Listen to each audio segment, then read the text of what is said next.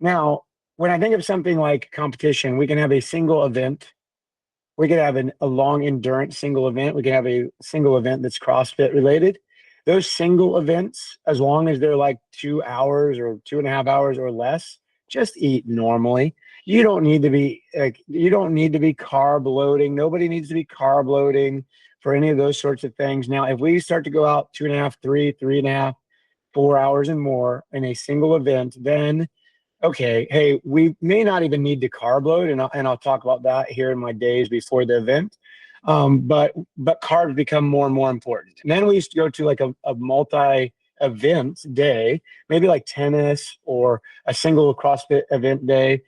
Then carbs are a little bit important in between. Well, pretty important between those two sessions, right? Depends on how long, and I'm going to talk about that. And then we go to a multi-event, multi-day situation like the CrossFit Games. And a lot of this that I have on this slide are things that I put together for Shelby when she was going to I think, yeah, it was the games, but also maybe in one of the other events. And what we talked about, how do you deal with these like events with sometimes short turnaround times? So I'm going to walk you through this with the mindset that it's not just a single event that's less than, a single event that's 2.5 or 3 hours or less. Just do normal. And you really don't even hardly need, unless you just don't eat when you wake up and then go do the event. If you don't eat when you wake up and go do the event, maybe a little bit of carbohydrates like during the event are going to be fine. Probably not going to hurt you if you do it during the event. The possibility of it hurting you before the event, if you're reactive to glucose or high glycemic carbs, and your blood glucose goes up and then comes back down, you could feel lethargic and kind of like a little shaky, and reactive hypoglycemia is what we call it before the event. So you want to have it a little bit well timed. So let me walk through it. In the days leading up to the event, number one, we need to just do our normal stuff. We want these are the things that I want to stick to. Like, stay with familiar foods. And I have my logo because it's Platish. I'm going to get back to this, the higher carbs scenario, smart timing and smart training leading into event. The biggest mistake I see leading up to an event, whether it's CrossFit or whether it's triathlon, are in the day or two before an event, people trying to cram for the exam. Like, they're trying to do stuff that's going to make them a little sore or a little fatigued. The act of working out does nothing except break you down.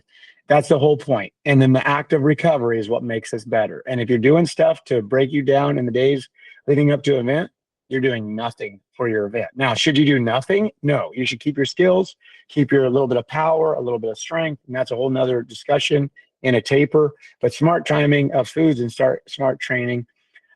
Steady hydration. And I do believe that hydration in the form of sodium and water, for the most part, hydration packs or whatever, or cans like we have at the gym, are good. And then the gut matters the most. Don't try anything crazy, because if your gut gets jacked up, then the event can get ruined.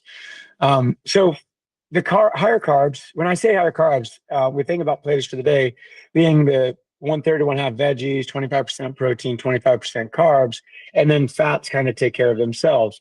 So when I think of higher carbs going into a multi-event day or a longer day event or a multi-day event, I just think of, let's just go 1/3, 1/3, 1/3. We're used to the veggies, so it's not going to hurt our gut.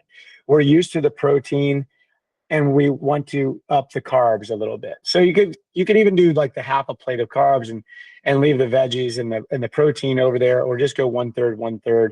There's no reason to increase the protein too much. The main thing is I want to increase the carbs just a little bit. So making sure you had it during dinner, whatever that carb is, whether it's homemade bread or rice or fruits or anything like that, are fine. So in the days before the event, you're not changing anything. You don't need to pasta load, none of that, even for an event. And here's a risk, and I mentioned this to many people going into CrossFit. For every gram of carbohydrate that you store 3 grams of water. You do not want to all of a sudden carb load and then be 3 pounds heavier and try to PR your bar muscle ups in the competition, right? Like, some of that stuff matters as well. So just do normal things.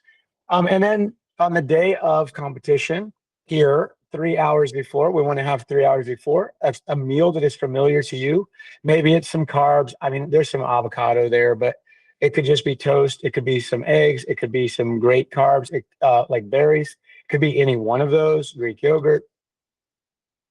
30 to 90 minutes before, hydrating. And you're still hydrating 3 hours before, but you don't need to overhydrate either. So in the days leading up, it's just like your pee doesn't have to be completely clear. And then 30 to 90 minutes before, you can have some optional carbs if you want. It can be a sports drink in combo with the hydration.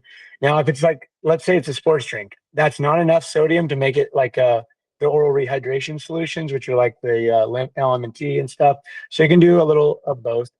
And then right before, if you want, you can sip some fluid, just whatever makes you feel comfortable. So that's in leading up to event number 1 or event number whatever for day number 2.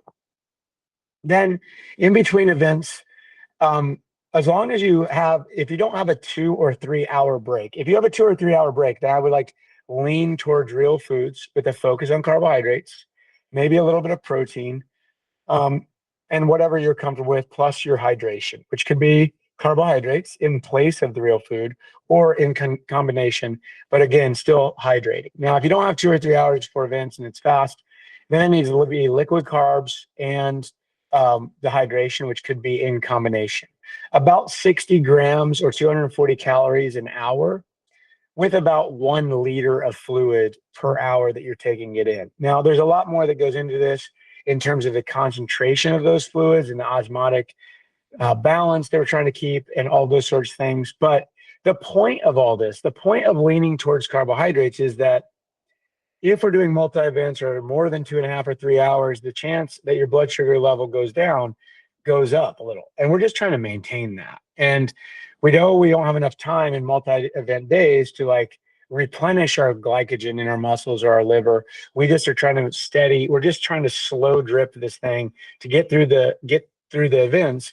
And then we get through the events, and assuming that it's a multi-day event, then dinner is the time to really hit it and refuel for tomorrow. Now, we don't necessarily want to cause gut issues that are going to last till the next morning because we've got to restart this thing. So we still need to be sensible about it all.